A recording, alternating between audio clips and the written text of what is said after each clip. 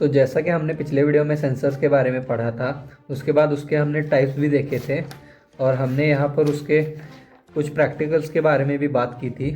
तो आज की वीडियो में हम बात करेंगे व्हाट इज़ ऑटोमेशन, उसके कुछ एप्लीकेशन, फिर एडवांटेजेस ऑफ ऑटोमेशन और फैक्ट्री ऑटोमेशन के बारे में। तो चलिए शुरू करते हैं। तो सबसे पहले हम बात कर लेते हैं ऑटोमेशन के बारे में। So what is automation? Automation is the use of technology and systems to perform tasks with minimal or no human intervention।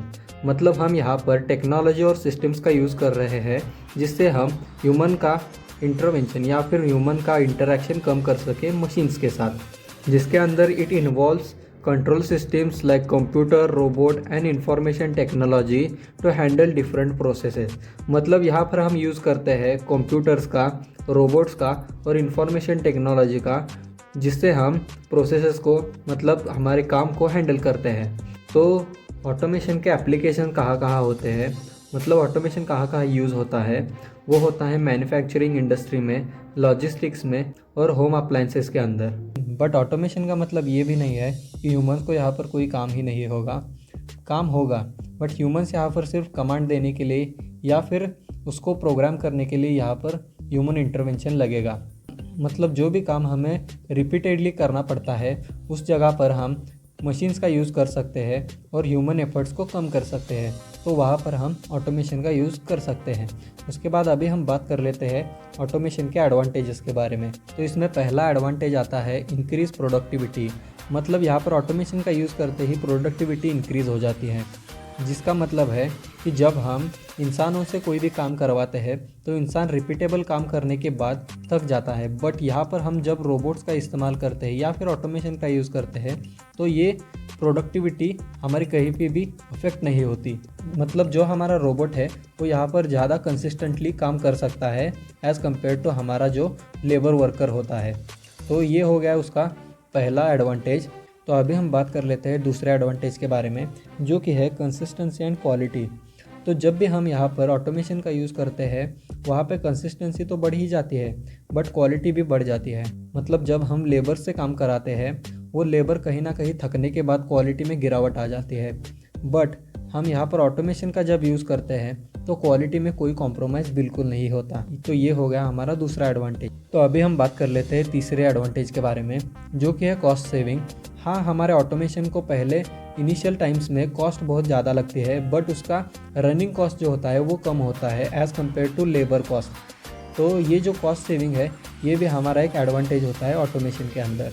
तो उसके बाद अभी हम बात कर लेते हैं चौथे एडवांटेज के बारे में, जो कि है इम्प्रूव्ड सेफ्टी। तो इसे हम ऐसे समझ सकते हैं कि जब भी हमारे फैक्ट्री के अंदर कोई भी हज़ार्डस या फिर डेंजरस काम हो रहा होता है तो वहाँ पे हम ह्यूमंस को रिप्लेस कर देते हैं रोबोट्स के साथ, तो हमारी जो ह्यूमंस की सेफ्टी है वो बढ़ जाती है और वहाँ पर एक्सीडेंट होने की प्रोबेबिलिटी भी कम हो जाती है, जो कि होता है हमारा चौथा एडवांटेज। तो अभी हम बात कर लेते हैं हमारे पांचवें और फाइनल एडवांटेज के बारे में। वैसे तो ऑटोमेशन के और भी एडवांटेजेस है बट आज की वीडियो में हम इतने ही कवर करेंगे, जो कि है enhanced data collection and analysis. तो इसमें कैसा होता है कि जब भी हम ऑटोमेशन का यूज़ करते हैं हमारे फैक्ट्री के अंदर तो हम वहाँ पे यूज़ करते हैं कुछ सेंसर्स, कुछ एक्चुएटर। तो उनसे जो डेटा आता है वो यहाँ पर हम कलेक्ट कर सकते हैं इजीली और उनसे हम एनालिसिस भी कर सकते हैं कि आज कितना प्रोडक्शन हुआ, हमने कितने एरर्स फाइंड किए।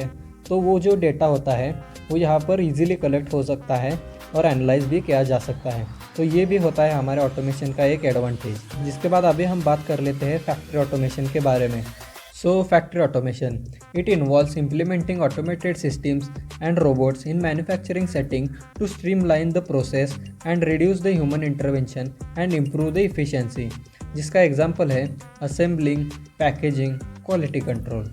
तो यहाँ पर हम यूज़ करते हैं ऑटोमेटेड सिस्टम्स का और रोबोट्स का, जिससे हमारे फैक्ट्री की जो सेटिंग है या फिर हमारे फैक्ट्री के जो प्रोसेसेस है वो स्ट्रीमलाइन हो सके और जिस वजह से हमारे ह्यूमन इंटरवेंशन यानी कि हमारे लेबर्स का भी काम बच सके और हमारा जो प्रोसेस है वो इफ़िशिएंटली काम भी कर सके, जिसके लिए हम यहाँ पर यूज़ करते हैं फैक्ट्री ऑटोमेशन का, जिसके यहाँ पर होते हैं 3 टाइप्स।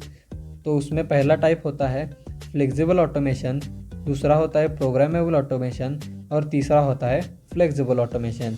तो ये जो फिक्स्ड ऑटोमेशन होता है ये हमारे फिक्स्ड कंपोनेंट या फिर फिक्स्ड प्रोडक्ट के लिए हम यहाँ पर यूज़ करते हैं। तो ये जो प्रोग्रामेबल ऑटोमेशन है इसमें कैसा होता है कि हम हमारे फैक्ट्री के प्रोसेसेस को अलग से प्रोग्राम करके हम दूसरे भी प्रोडक्ट को यहाँ पर बना सकते हैं। और ये जो फ्लेक्सिबल ऑटोमेशन है उसमें हम यहाँ पर अलग अलग प्रोडक्ट्स को एक ही असेंबली लाइन में बना सकते हैं। जिसके साथ ही आज के सारे टॉपिक्स तो कवर हो चुके हैं। होपफुली आपको सारे समझ में आ गए होंगे। अगर समझ में आए हैं तो एक लाइक कर दो वीडियो को। और अगली वीडियो में हम बात करने वाले हैं PLCs के बारे में, उसके टाइप्स के बारे में और उसका यूज़ कहाँ कहाँ पर होता है। तो उस वीडियो के लिए आप चैनल को भी सब्सक्राइब कर लो। मैं आपको मिलता हूँ अगली वीडियो में, तब तक के लिए stay easy with easy automation.